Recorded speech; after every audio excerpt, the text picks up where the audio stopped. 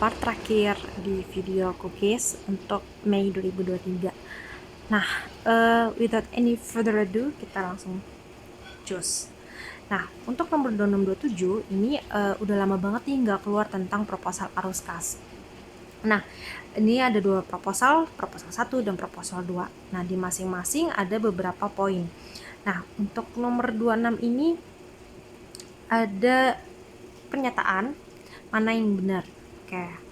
Nah, untuk sebelum kita cari tahu mana yang benar, kita harus menentukan mencari nilai X dan Y dengan formula yang pernah kita bahas. Jadi mempresent value-kan untuk masing-masing nilai net cash-nya berdasarkan si RR-nya ya 13%. Nah, dengan menggunakan fungsi solve, maka ketemu X-nya. Nah, dengan cara yang sama kita mencari nilai Y yang ada di proposal 2. Gitu. Nah, kemudian kita langsung mencari berapa sih payback period berdasarkan poin 1 ini. Nah, kita tahu di sini ada net cash inflow-nya berapa, kemudian running totalnya berapa. Nah, tapi sebelum itu kita coba cek deh cash inflow per tahunnya, akumulasinya berapa di sini. Nah, karena di sini adalah payback period, kalau misalnya di buku materi payback period itu lebih mudah menggunakannya kalau misalnya arus kas masuknya itu stabil setiap tahunnya. Tapi kan ini enggak stabil, maka kita menggunakan alternatif formula lain. Nah, kita lihat di sini kira-kira arus kas mana yang sesuai dengan initial investment-nya. Nah, di sini di tahun keempat yaitu 4.600, sedangkan initial investment kita kan 4.030. Nah, kemudian kira-kira berapa bulan nih pada saat pas dia mencapai initial investment-nya. Nah, ternyata di sini adalah 4,5 tahun. Kemudian untuk proposal 2 kita menggunakan cara yang sama. Seperti itu. Nah, ternyata hasilnya adalah 4 tahun 3 bulan. Gitu. Nah, tapi sebenarnya untuk nomor 26 ini saya agak rancu nih, ini tuh antara kurang dari 5 tahun atau kurang dari 4 tahun. Kalau misalnya ternyata dia soalnya adalah kurang dari 4 tahun, maka sebenarnya juga benar gitu. Karena kalau misalnya di sini kita lihat untuk proposal 1 kan initial investment-nya itu adalah 4.030 gitu ya. Berarti sebenarnya mau masuk angka keempat gitu. Tapi kalau misalnya yang pada proposal 2 itu juga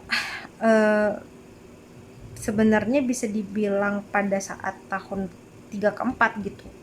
Seperti itu. Jadi teman-teman kalau misalnya di nomor 26 itu kurang dari 5 tahun atau kurang dari 4 tahun gitu ya, bisa langsung informasiin ke aku di kolom komentar.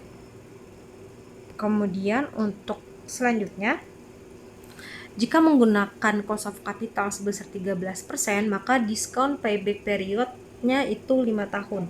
Nah, sebenarnya untuk mencari discounted payback period itu berdasarkan cash inflow-nya yang kita discountedkan ke tahun ke-0 berdasarkan si cost of capitalnya gitu. Jadi kayak misalnya nih di proposal 1 kita ambil tahun ketiga, berarti 1.200 kali 1,13 pangkat 3 minus 3 gitu. Jadi kita mempresent value kan nilai si 1.200 itu. Hal ini juga dilakukan untuk proposal 2. Nah, sekarang kita lihat berapa sih payback periodnya jika kita menggunakan diskon payback. Nah, ingat bahwa initial investment kedua proposalnya berbeda. Untuk proposal 1 itu 4.030,5, kalau proposal 2 itu 4.052. Sehingga bisa dikatakan untuk proposal 1 itu di tahun kelima, kalau proposal kedua itu ada di tahun keempat. Jadi poin 2 itu salah. Kemudian poin 3, total arus kas neto proposal 2 lebih tinggi dibandingkan total arus kas neto proposal 1. Nah, sekarang kita lihat arus kas neto itu untuk proposal 1 pada tahun kelima itu adalah 1819, sedangkan proposal 2 itu adalah 1984, sehingga lebih tinggi di proposal kedua. Nah, kemudian untuk poin 3, nilai X dan X plus Y itu adalah 460. Nah, nilai X itu adalah 30 dan Y itu adalah 400, sehingga jika dijumlah itu adalah 430. Sehingga jawaban yang betul itu adalah 1 dan 4. 1 dan 3. Kemudian untuk nomor 27, jika diasumsikan bahwa cost of capital perusahaan adalah 10%, maka berapa selisih net present value antara proposal 1 dan proposal 2? Nah, untuk itu kita bisa menggunakan formula yang kita ingin mencari X dan Y tadi diaplikasikan ke nomor 27 ini. Jadi kita memasukkan cost of capitalnya itu bukan 13% lagi tapi 10% untuk mendapatkan berapa sih total dari net present value untuk masing-masing proposal. Nah, didapatkan untuk proposal 1 ada 333 dan proposal 2 itu adalah 360. Sehingga untuk selisihnya adalah 27,96. Kemudian untuk nomor 28 sampai dengan nomor 30 ini berdasarkan soal budgeting, alokasi budgeting. Nah, untuk tipe soal ini sebenarnya udah sering muncul, tapi untuk yang ini lebih agak complicated karena ada 3 skenario yang ada di soal ini. Nah, untuk nomor 28 itu sebenarnya caranya sama dengan periode-periode sebelumnya.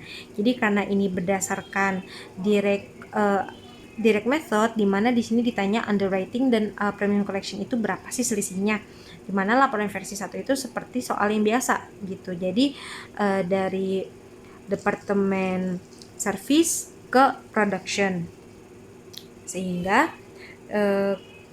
karena di sini kan diketahui bahwa biaya departemen underwriting itu 50% dari total biaya perusahaan, maka kita tinggal kalikan saja dengan si totalnya yaitu 11 juta. Maka ketemu cost underwriting itu 5.500.000. Kemudian karena dia berdasarkan direct cost alokasinya, maka kita langsung bisa mencari berapa sih persenan alokasi masing-masing departemen. Nah, karena dari sini kita udah ketemu, kita bisa langsung memasukkan angka-angka alokasinya, di mana allocatednya itu untuk underwriting ada 64,7% dan premium collection ada 35,2%.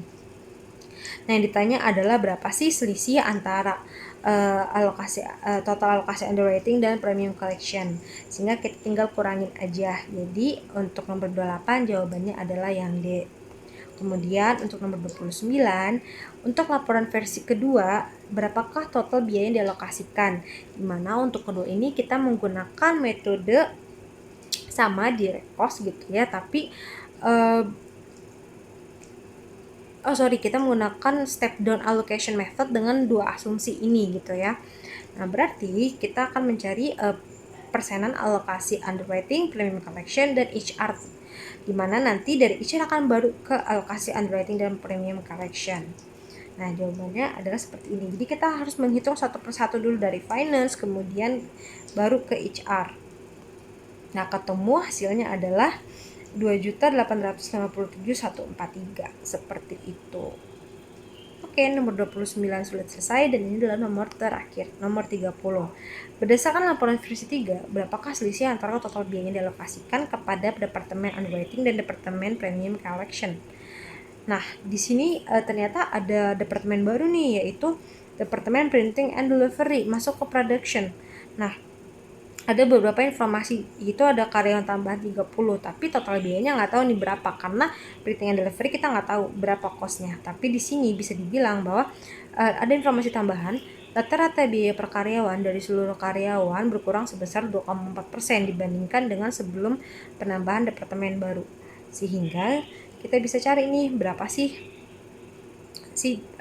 biayanya. Nah, awalnya itu kan ada 50.000.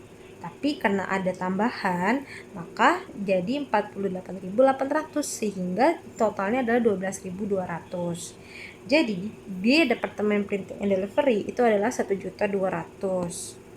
Nah, karena dia berdasarkan biaya, maka ini adalah persentase alokasi yang production. Nah, dengan cara yang sama kita bisa langsung mencari berapa sih masing-masing biaya yang dialokasikan ke underwriting, premium collection, dan printing delivery. Nah, tapi karena ditanya hanya underwriting dan premium collection, kita bisa langsung mencari berapa sih selisihnya gitu ya. Ada 3.144.330 yang berarti adalah lebih dari 3 juta dan kurang dari atau sama dengan 3,25 juta. Oke, untuk pembahasan Mei 2023 udah selesai, udah komplit semua. Untuk teman-teman, untuk yang besok banget ujian, semangat, semoga ini bisa membantu. Dan berarti periode Agustus ya yang akan mendatang. Nah, untuk pembahasan Agustus 2023 nih, kira-kira lebih prefer kayak gini per opsi gitu, 1, 2, 3, 4, 5, 6 gitu, atau enaknya kita ngadain live ya, ngadain live em, untuk ngebahas soalnya gitu, atau kita bikin prediksi gitu nggak sih? Kayaknya lebih oke sih, kayaknya gitu deh. Mungkin nanti kalau misalnya ada yang punya ide bisa komentar atau bisa kirim DM ke aku atau kirim ke email kayak gitu. Jadi terima kasih teman-teman yang udah menyimak, semoga sukses untuk ujian besok.